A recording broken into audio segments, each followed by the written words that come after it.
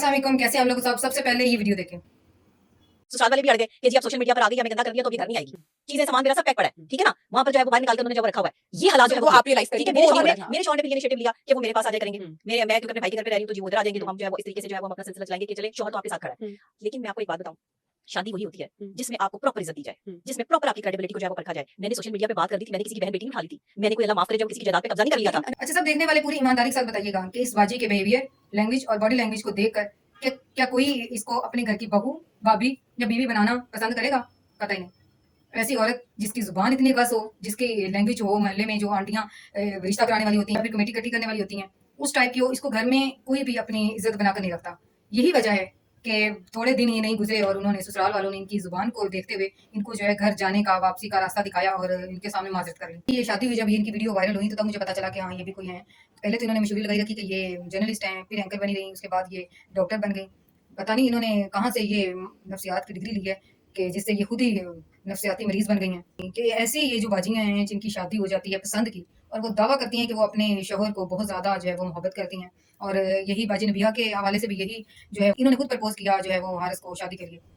तो how possible, कैसे आप एक शख्स को इतना चाहते हैं, इतनी मोहब्बत करते हैं, तो उससे जुड़े रिश्तों से कैसे आप इतनी बदतमीजी कर सकते हैं? उनके हवाले से आप इतनी बेहुदा गुफ्तगू कैसे कर सकते हैं?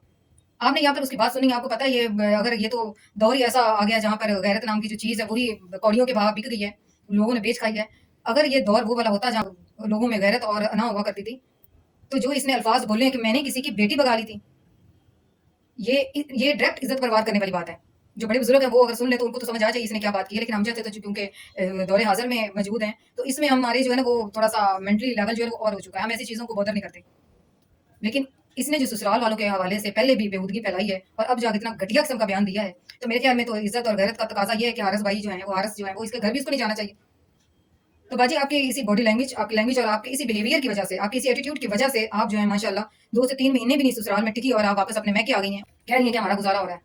आपको तो वैसे भी 24 घंटों वाला शौहर चाहिए था, लेकिन आपकी जैसी ज़ुबान है अल्लाह की मेहरबानी से, तो अल्लाह ही याफ़्ता। वो जो शायर ने कहा था कभी कि वजूद ज़न से है कायनात में रंग या रौनक, तो अगर वो बेचारा इस दौरे हाजिर में जिंदा होता तो वो रब्बे कायनात से भी माफी मांगता और उसे कहता कि या अल्लाह मुझे कायनात से भी माफी ले दे, तू भी माफ कर। मैंने ऐसी औरतों के हवाले से ये बात नहीं की थी। ऐसी औरतें तो भाई से अजाब है इस दौर पे, इस कायनात पे। बाजी नबीहा कहती हैं कि अगर किसी मर्द के हवाले से उसकी ईमानदारी, दयानतदारी और वफा के बारे में पूछना तो उसकी बीवी से पूछें, उसकी माँ से, उसकी बहनों से ना पूछें।